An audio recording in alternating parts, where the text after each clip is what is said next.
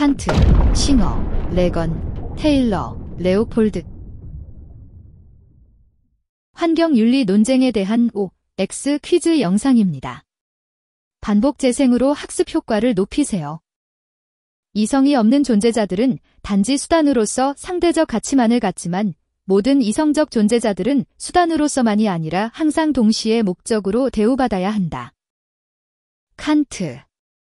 칸트는 동물을 함부로 다루는 인간의 행위가 인간성을 해치기 때문에 인간이 동물을 함부로 다루어서는 안 된다고 보았다.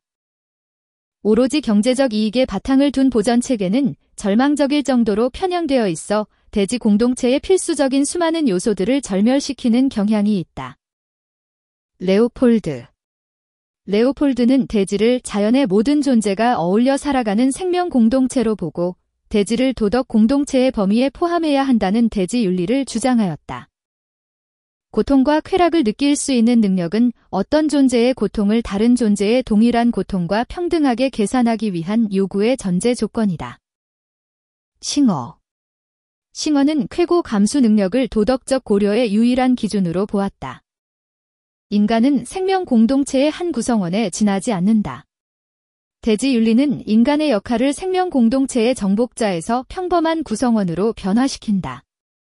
레오폴드. 레오폴드는 대지를 자연의 모든 존재가 어울려 살아가는 생명 공동체로 보고 대지를 도덕 공동체의 범위에 포함해야 한다는 대지 윤리를 주장하였다.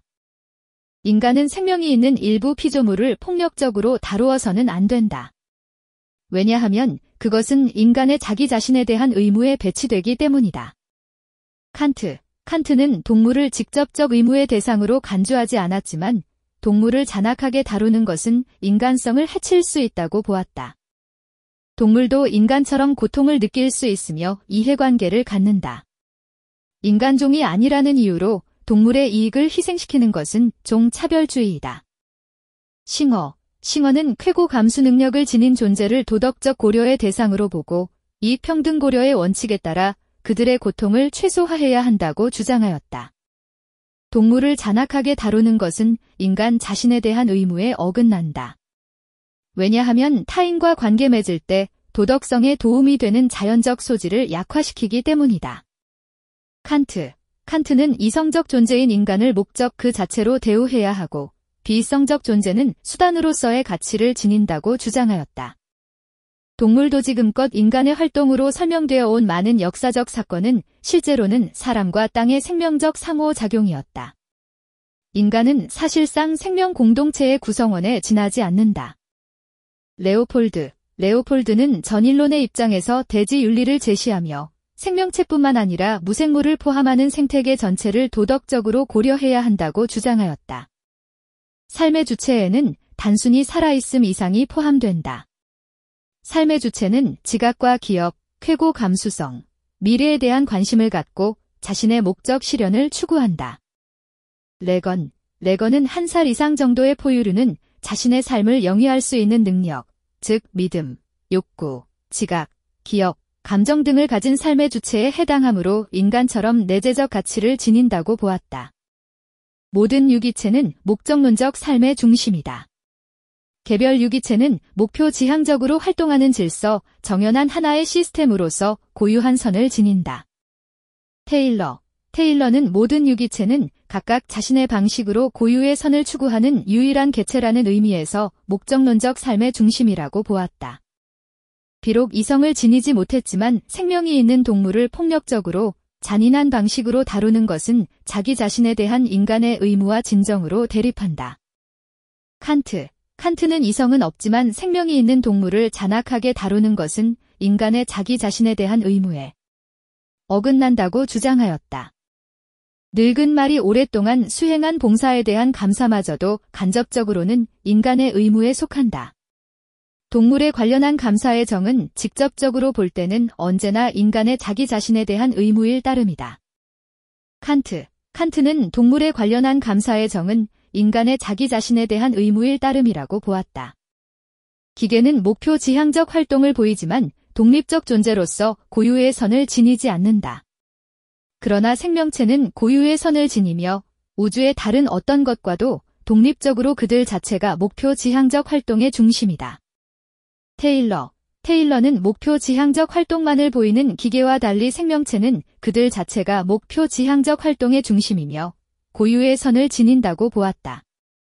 동물도 고통의 상황에서 혈압이 오르고 동공이 팽창하는 등 인간의 신경계와 유사한 반응을 일으킨다. 이익 평등 고려의 원칙에 따라 동물이 느끼는 고통을 인간이 느끼는 고통과 동등하게 고려해야 한다. 싱어는 이익 평등 고려의 원칙에 따라 동물이 느끼는 고통을 인간이 느끼는 고통과 동등하게 고려해야 한다고 보았다. 동물에 관한 우리는 직접적 의무가 없다. 동물과 관련한 우리의 의무는 단지 인간에 대한 간접적인 의무일 따름이다.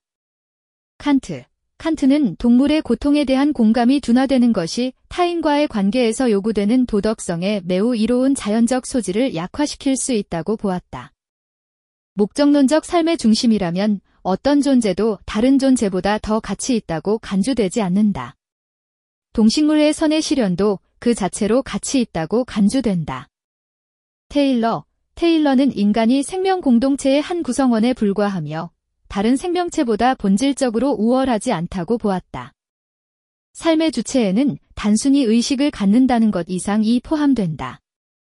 삶의 주체는 동등한 본래적 가치를 지니며 존중의 태도로 처우받을 권리를 공유한다. 레건은 일부 동물은 도덕적 무능력자이지만 삶의 주체가 될 수 있으므로 도덕적 지위를 지닌다고 보았다. 동물을 폭력적으로 다루면 고통에 대한 공감이 무뎌져 결국 타인과의 관계에서 인간의 도덕성에 매우 유익한 천성적 소질이 고갈될 수 있다. 칸트는 동물을 함부로 다루는 인간의 행위가 인간성을 해치기 때문에 인간이 동물을 함부로 다루어서는 안 된다고 보았다.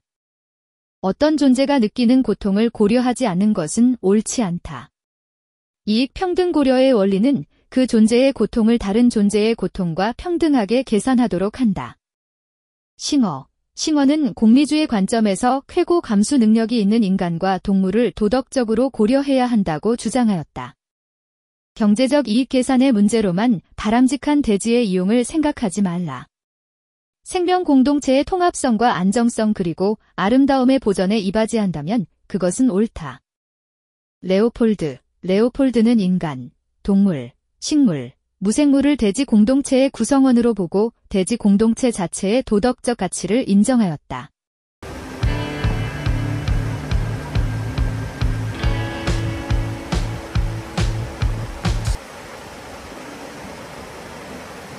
수고하셨습니다. 반복 학습으로 학습 효과를 높이세요.